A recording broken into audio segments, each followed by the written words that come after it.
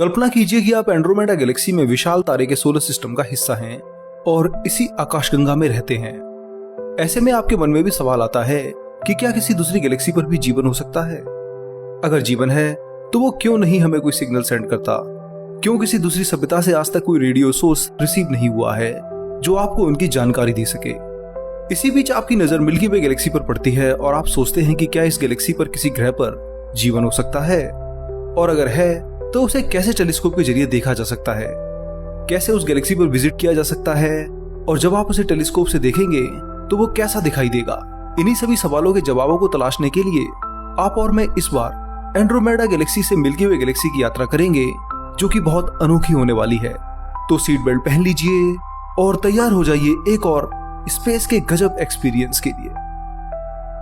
सबसे पहले बात करते हैं कि एंड्रोमेडा गैलेक्सी से हमारी मिल्की वे गैलेक्सी कैसी दिखाई देगी। आप अब एंड्रोमेडा गैलेक्सी में किसी ग्रह पर रहते हैं और टेलीस्कोप से ब्रह्मांड को निहारते हैं, तो आपको ऐसे में कई गैलेक्सीज देखने को मिलती हैं। सबसे पहले आप लोकल ग्रुप की 54 गैलेक्सीज को देखोगे, जिसका हिस्सा एंड्रोमेडा गैलेक्सी भी है। इसी ग्रुप में आपको दूसरी सबसे बड़ी गैलेक्सी मिल्की वे भी दिखाई देगी, जो कि एक स्पाइरल शेप में होगी। इस गैलेक्सी का आकार एंड्रोमेडा से छोटा है और ये वहां से 25 लाख लाइट ईयर दूर है। अब मिल्की वे गैलेक्सी में पृथ्वी से जब एंड्रोमेडा को देखा जाता है तो वो आसमान में एक ब्राइट ऑब्जेक्ट की तरह दिखाई देती है। अगर कोई व्यक्ति सिंपल टेलीस्कोप से देखे तो उसे पृथ्वी से एंड्रोमेडा चांद के बाद दूसरा सबसे बड़ा स्ट्रक्चर दिखाई देगा, पर एंड्रोमेडा से आप जब मिल्की वे गैलेक्सी को देखोगे तो वो भी कुछ एंड्रोमेडा जैसी ही दिखाई देगी।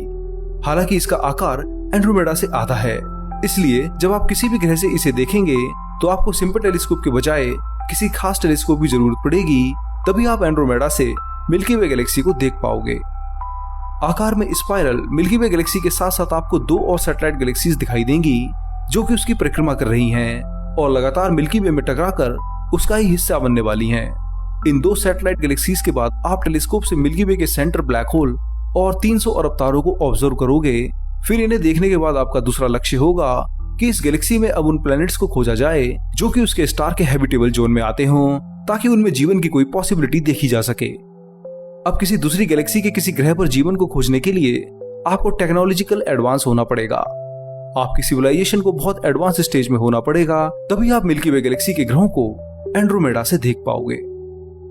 अगर आप एंड्रोमेडा गैलेक्सी पर रहते हैं और केवल अपने प्लैनेट्स की ही एनर्जी को ही पूरा यूज करके सोलर सिस्टम के दूसरे ग्रहों पर अपने प्रोब्स भेजते हैं, तो आपके लिए मिल्की वे गैलेक्सी पर प्लैनेट्स को खोजना बहुत ही ज्यादा मुश्किल है और कहीं तो असंभव है। आप इस स्टेज पर केवल ब्रह्मांड की दूसरी गैलेक्सीज और उनके स्टार्स और विशालकाय नेबुलास को टेलीस्कोप की मदद से ही ऑब्जर्व कर सकते हो। ना ही आपके पास इतनी एनर्जी है कि आप सुपर एडवांस स्पेसशिप बना सकें, जिसकी मदद से आप अपनी गैलेक्सी के ही दूसरे स्टार्स पर जा सकें। एक गैलेक्सी में स्टार्स जो कि बहुत पास दिखाई देते हैं, असल में इतने दूर हैं कि टाइप 1 सिविलाइजेशन को एक स्टार से दूसरे स्टार यानी तारे पर जाने में ही लाखों साल लग सकते हैं। 1 लाइट ईयर यानी 100 खरब किलोमीटर दूर कोई स्पेस मिशन करना भी इस स्टेज पर बहुत मुश्किल है। तो अगर आप कुल मिलाकर एंड्रोमेडा पर रहते हैं और टाइप 1 सिविलाइजेशन है, तो आप मिल्की वे गैलेक्सी को टेलीस्कोप से ही ऑब्जर्व कर सकते हैं। आप ज्यादा से ज्यादा मिल्की वे में मिलने वाले नेबुलास और ग्लोबुलर क्लस्टर यानी तारों के विशाल झुंडों को, जो कि कई लाइट ईयर्स में फैले हैं, उन्हें ही ऑब्जर्व कर पाओगे। इस स्टेज पर आप अपनी एंड्रोमेडा गैलेक्सी के ही बाहर नहीं जा सकते हो और ना ही शायद किसी दूर के ग्रह पर जीवन को खोज सकते हो। तो 25 लाख लाइट ईयर दूर मिल्की वे गैलेक्सी पर जीवन की खोज कर पाना आपके लिए असंभव ही है।